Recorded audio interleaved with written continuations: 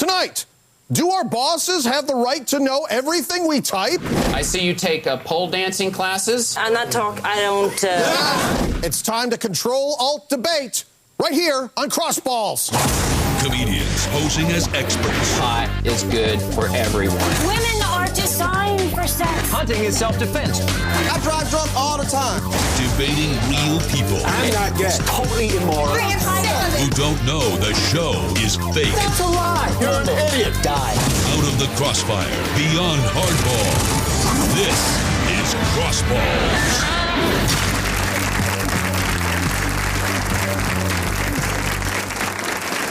I'm Chris Tallman. Tonight's topic, the internet. Is this the beautiful dawn of a digital age, or should we be putting a stoplight on the information superhighway? Joining us now is Los Angeles public school teacher William Kirk and a professional spammer and founder of Advanced Advertising Internet Marketers, Andy Delaney. Question of the day.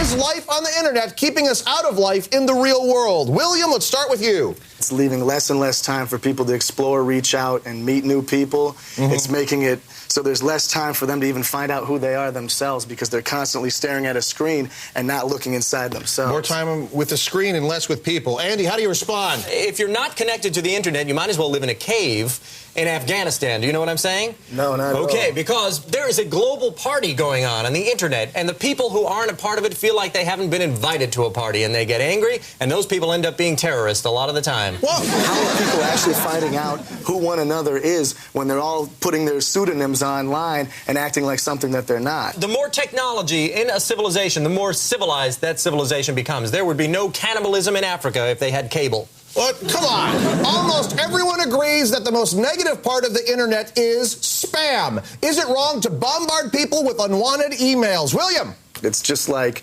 calling my house during dinner and trying to make me subscribe to your skin treatment of the month club. Obviously, there are people out there who are buying penis pumps and penis enhancement pills and penis stretchers. People want these things. Obviously, we're not selling these things to ghosts. Well, what if I'm on the computer while I'm at school and little kids are coming up to me and going, Mr. Kirk, why is there a penis pump for $19.95 in your inbox? Okay. And I'm like, whoa. Then what you would say to them is that some people feel that their penises are too small and they need to be enlarged. What's wrong with that? Why do you feel that a child couldn't handle that? Well, wait a minute. No, hang on a second. We got off on a crazy tangent here. Kids don't need to know about penis pumps until, God forbid, somebody actually I'm not needs here one. to debate whether children might need to have their penises enlarged or not. I'm not here to debate that. But you know what? You know what else is nice about spam? It lets people know. Okay, let's say you are sitting at home and you're a person who does feel that your penis is too small. You get a flood of emails that let you know, hey, I'm not alone. There are other people out there who feel this way. There are other people out there who are looking for virgin sluts as well. You know what I mean? I'm no longer ashamed of my small, bald penis because I've read through my spam emails that there's a lot of people out there who are concerned about this and who are looking for products to solve those problems. Is that a good thing? No. I think it creates one big spamily, and that's a registered trademark. Well, hold on. You can use it. Do you really have a spamly? We're moving on. Critics contend that email has hurt our ability to communicate. Has this caused letter writing to become a lost art? Andy, let's start with you. No, absolutely not. Before email, I might have called a friend and said, hey, what are you doing tonight? Do you want to go out? Maybe we'll try and meet some girls. Are you up for that? Because, yeah, I'm kind of in the mood for that. Whereas with email, and I provided this on a graphic. All right, you brought a demonstration of this new type of communication. Are you for a threesome with 2 chicks tonight? Because I'd be for sure. Look at how much easier that is. Look at how much quicker that was to say that than, hey, gosh, I don't know, what are you up to tonight? William, is that better? No. Your best relationships are always made face-to-face and not over the internet. For you to just real quick, not the same. We are running out of time. Let's get into the quick balls round. Technology and the internet have come a long way in the last 10 years. Where is it headed next? Quick balls, go, Andy. It all depends on whether the people are successful in blocking spam the way they're trying to do. You know, right now there are pornography blockers on spam. I have a nephew who's in an a cappella group called Smooth Young Boys. They almost never get one of their mass emails out to the people that they're sending them to because of these pornography spam blockers. And that's got to stop. That's not fair. No. All right, Smooth Young Boys, rebound to you, William. Wow. That's an a cappella group. All I'm saying, that's great. But what I'm saying is they should change their name and you should change your profession. Coming up, cell phones or Hellphones. More when Crossballs returns.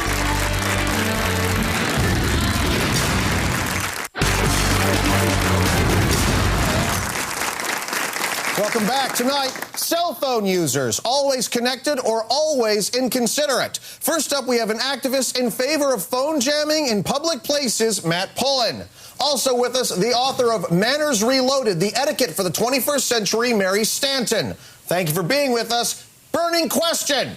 Where should cell phones be restricted? Matt, let's start with you. Any property owner who doesn't want cell phone nuisances. So any of those places where they don't want it, it should be restricted there? Yeah, they should have the right. Okay. Mary? We need a new set of manners for the new millennium, and I discuss these manners. For example, Talk us through some of these. If you're using a cell phone in an area where they are restricted, keep your conversation short, 4 to 5 minutes, preferably. Show some respect. Talk in a quiet voice. There's the difference between an outside voice and an inside voice. This is my outside voice. This is a loud voice. It's very distracting, wouldn't you agree? And this is my inside voice. I'm talking at a lower pitch. It's a little less, distracting. I disagree with your philosophy. I think that talking on a cell phone is inherently selfish. I don't feel the need to always have a line of communication to me at all times. But you should have a line of communication with a lovely young woman, and you can have that. And I'm saying, if you feel like you're left out, you should open yourself up to that. You're an attractive young man. I think there are many young women out there who would want to call you, and I think sometimes you feel left out. You feel like, you know what, somebody's not calling me. Whereas that's a good point. I think that society... He's starting up a storm already. If you got a cell phone, you would be unstoppable. I want to get more of these rules, more of these etiquette guides. Go ahead. All right, well, there's a whole set of manners for people who aren't on the phone themselves, but knowing how to deal with the person who is on the phone. First and foremost, don't shush. Don't say shush, be quiet. Somebody's in the middle of a conversation. It's very disruptive, and it's... Oh, wow. I'm sorry, what did you say? I said, oh, wow. Excuse me, don't... Well, if you're in a church, isn't that disruptive and annoys everyone else? Because you're talking on your phone. It's considered taboo to, talk to someone on the phone, to ask them to please quiet down because the other person could be in mid-sentence. Moving on. Are cell phones encouraging people to devote more attention to their phone than the person they're with? Mary? It might sound cynical, but I think sometimes this can be a positive. We all go visit our families. I think at times we don't necessarily want to be there. This is an excellent time to whip out the cell phone. There are sometimes people you don't act like this doesn't happen. You can put that phone up to your ear and look very busy. You don't want to talk to somebody, you can put that phone up. Thank you. Please do applaud because it happens. Don't lie. Is that a good thing, William, to ignore your family with your phone? How can I say yes to that? Of course. It's ridiculous. I'm sure your family is perfect and beautiful. No. Next issue. Studies estimate that 1/3 of children over the age of 10 have cell phones. Is this a good thing? Mary? I'm probably the only person on this panel who has children, okay? So they're under 18. I want to be in constant contact with my children at all times. We see the news. We read the papers. We know what happens to children, and it's horrible. If I could, I would give a cell phone to a fetus and have them say, Mommy, I'm on my way out. I don't care. Cell phones should be given to a child before a pacifier. It is that important. Don't tell me you know what you're talking about unless you have a child. Matt, respond. Why? Why they need cell phones? Why do they need cell phones? Do you know the abductions? Do you know the molestations? Someday you're going to have a child because someday you're going to have a girlfriend. You are. You're very attractive. You're an attractive young man. When you get a phone, you're going to have girls calling you. Stop it. I think what you have to do is limit the number of minutes that they get on it. Sure. Or else you take it away from them. Because if they get abducted and their minutes are up, screw them, right? Well, obviously... I don't think... Have a nice life. You got 6 years. Well, let's go to the audience for a Q&A ball.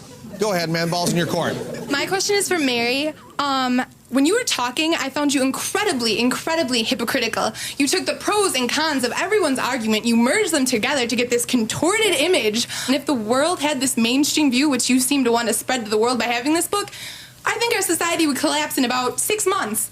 Because that's not what the world's about. It's about caring for other people and about being respectful for other people. All right, Mary, go ahead. Well, you know what? You made me think of something very important, which is sometimes people ramble on and on and on. And you know what? That's an opportune moment to have somebody call you on a cell phone and say, I'm so sorry, but I have to go. Talking about coming up, is it okay to have Big Brother watching over your shoulder if he's signing your paycheck? If someone is buying too much candy, too many toys, we know that that's clues that they can most likely be a pedophile. We don't want them working for us. Stay tuned.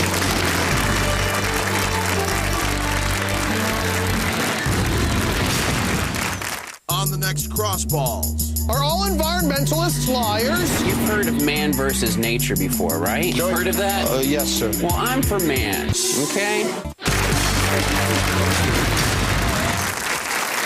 Welcome back. Privacy in the digital age. Watching out or being watched. Joining us now is a representative from Secure Eye Unlimited, a company that develops computer software to screen potential employees, Matt Graham. Big issue. What kind of rights should companies have in monitoring their employees? Matt. Employers spend a lot of money on their employees, and they have a right to find out exactly who they're getting. We can check your emails and see if you have missing punctuation, no capital letters, so you're checking poor keystrokes spelling. that I make on my own computer. Excuse me, what? On my home computer, you're checking keystrokes that I make. Yes, that is possible, and we can do that. And we, like I said, no capital letters, poor spelling, missing punctuation. These are all indicators that you might be on drugs or even insane. And we do not want to hire you. Because that's not company time. That's my personal time. But if you're using drugs on your personal time or you're insane, that's going to affect the company. We need to know about that. It's people like you that make this a very McCarthyistic society, the way you're trying to do things. And everything in George Orwell's book is coming true like a prophecy with guys like you behind the internet. Animal Farm? No, 1984. Well, no, you're talking about Big Brother. Doesn't this invasive monitoring violate people's personal rights? If I can track some purchases online, like, for instance, if I see you're purchasing fertilizer, alarm clocks, the Koran, these are bomb-making materials, and you could be a terrorist. Now, we all need to be on the lookout for terrorists. Wait a second. This guy's got to go. What if I'm just interested in getting up early in the morning, gardening, Middle East culture? It's bizarre that you'd be interested in gardening and getting up early in the morning in the same week. That's a bomb being made. Most likely. MacGyver always had fertilizer. MacGyver is a character on television, sir. Are you quoting characters on television? Maybe I should quote Darth Vader back at you. My overall feeling about this is that it's actually ineffective, and you're not actually going to find out important things about people's personalities by doing this. That's the way I feel about it. All right, Matt. Well, I thought you would say that. So while I was watching the first 2 acts on your show on the feed, I looked up some of the names on your panel into my Secure Eye software, and I found out some interesting stuff. It was Andy Delaney just talking to me, right? That's me. Yes. That's your name, Andy Delaney? Mm-hmm. Well, no, it's not. Your real name is Andrew, not Andy, and it's not your first name, it's your middle name. Is that a fact? Yes, that actually is true. You didn't accept the name that your parents gave you, so that shows that you reject authority. So that shows you're going to be rude to your boss. Who wants to hire that kind of employee? I totally disagree with that. Matthew is not my first name, it's my middle name. But of course, you already I already know that, but go ahead. What do you know that you can't find out on Google? Okay, can I tell you, or are you going to get mad? You give me permission to say? Yeah, you can say something. Something? Okay. You used to play for DePauw University, right? Yeah, you used to play football? Yeah, that's true. Okay. Is it true you only played one down last year, and you had -3 yards? Yeah, that's true. Okay. That's true? Wow. As an employer, I would not want to hire someone who is a failure at football. Why? Because he's a jock wannabe. I'm sorry, Chris. Most likely he has Rudy complex. He's an athletic failure. He's prone to tantrums in the workplace. This is something I found out on the web about him. Is it also true that you're an Illinois State chess champion? Yeah, that's true. Okay. That means that he has possible ties to the Russians. At tournaments, a lot of times Russians participate in this. Hold on. You know, I don't agree with all that's implied in that he's like saying I have mafia ties or something. No, I said Rusky ties. I said commie ties. The original accusation is my system could only find stuff that's on your website. Is that what you still believe? Yeah. Oh, really? Everything you said. I know what your house looks like. Yeah, I have a picture of my house on my old college page. You could have found that. Okay, is this the picture right here? Is that the picture?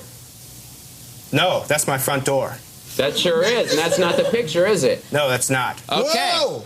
So this is the kind of stuff my software can do. And he was being a smartass and insulting it when, in fact, I know all about your house. That's creepy! Okay, but this is the kind of information I can find. Don't laugh, Mary. What do you have on Mary? Well, I know that she's prescribed to rectal dysfunction pills. What do you have on William? He has to give me permission or I don't want to get sued. So. You know what? Don't say anything about me. Yeah, because I know all about you, and he's hiding stuff, Chris. What? You were part of a Redondo Beach party crew named the Waiters. You were busted a week ago for serving another party crew on the beaches after curfew. Can you believe this, Chris? Wait, are you part of a party crew? Is that true? No, I don't even know what that is. Yes, you do. He uses dance moves to intimidate people, Chris. He should never be hired. He should never be hired by any company to say he's a criminal. Online dating. Should singles be doing some double checking? More when Crossballs returns.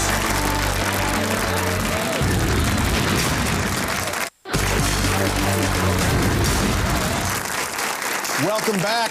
Joining us now is a man who's currently involved in a controversial lawsuit involving internet control, Jerry Henderson. Mr. Henderson, tell us your story. I'd never been on any online dating service or anything like that before I got my computer about a year ago. And then when I got one, I went in the chat room to see if it would be fun. And I got friendly with a girl by the name of Tabitha. After about 3 months of IMing each other and sending back and forth emails, I proposed to her online. Really? Yeah. About 3 months into planning the wedding, I found out that Tabitha wasn't Tabitha at all, but was a 13-year-old boy named Greg Weiner. I had fallen in love with what I thought was a beautiful woman, but to him it was a really big joke. And so now I'm a registered sex offender. Whoa. I am suing his family because they did not monitor his internet usage. And I would really like to sue the internet, but I can't. Jerry, I want to get some response. Matt, what do you think? I do not think that the internet is an appropriate place to form intimate personal relationships. He sent me pictures, so I thought that this was a real person, and they were really of this woman, Carmen Electra. I'm not sure who she is. I don't watch that much TV, but that's your fault. You got trapped into something that is not your fault. I mean, if you were unaware of who Carmen Electra is, I mean, I could see how a man would be like, wow, I can't, this girl's fine, whatever. I know who she is now. Jerry, you actually saved some of the IM exchanges you had with Greg, right? We're going to take a look at these right now. Okay. He was Surfer Girls 1991. That's Tabitha. It's Tabitha, and it says, I missed you yesterday. Where were you? And I said, I went to see my daughter. It was my day with her. We went to the zoo. She says, cool, did you see any monkeys? I say, yes, she loves the monkeys. She says, did you get to feed the monkeys? I say, no, they don't allow that. And she says, did you spank the monkey? And I asked, well, what do you mean? And she says, nothing, I love you. And of course, I say, I love you too. That is very shady. And I'm sorry for what this kid did to you.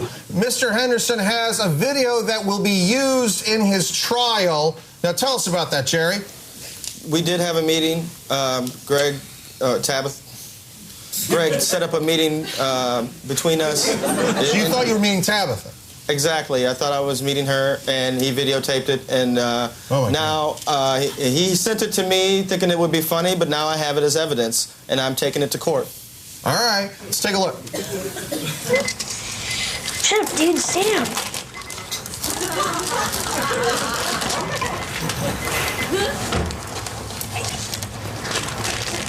Tabitha? Tabitha? Why, hello. You must be Jerry. Come on. That's ridiculous. Shut up. Hello, I brought you some flowers and the beer you asked for. I do love me some beer. You are wonderful. Oh, no, why? Loser. Oh, why? What a mean joke. Loser, out of here. Stop it. Who are you? Who are you? Stop it. What's going on? Give me back my beer. LOL. LOL is all I can say. LOL. LOL. All right. Jerry. I hear everybody laughing at me, and I really don't see what's so funny, the kids being able to do this. And I'm not dropping this lawsuit. I'm suing for Tabitha because Greg created a person in my heart, and then it was like he murdered her. And he owes me. He owes me a woman that loves poetry and sex and Babylon 5 and me and looks like Carmen Electra. And if that means that kid has to crawl up on his friend's shoulders and wear a wig, then that's what that little bastard deserves. Oh, come on! That kid on that other kid's shoulders didn't look a thing like Carmen Electra. No! Right. What are you doing? Oh, come on. I'm sorry. Mary, that is incredibly rude. I'm sorry. This is sorry. ludicrous. I'm still on the show. If she can use her phone, I can use my BlackBerry. What I'm doing right now, actually, is I am hacking into the computer that you're using in the control room. Put it away.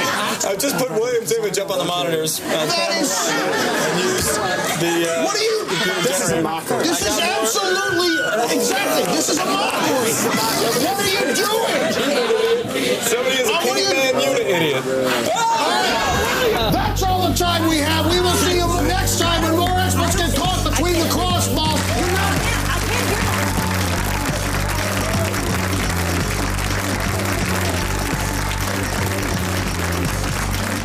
Tonight on Reno, love, exciting and ooh.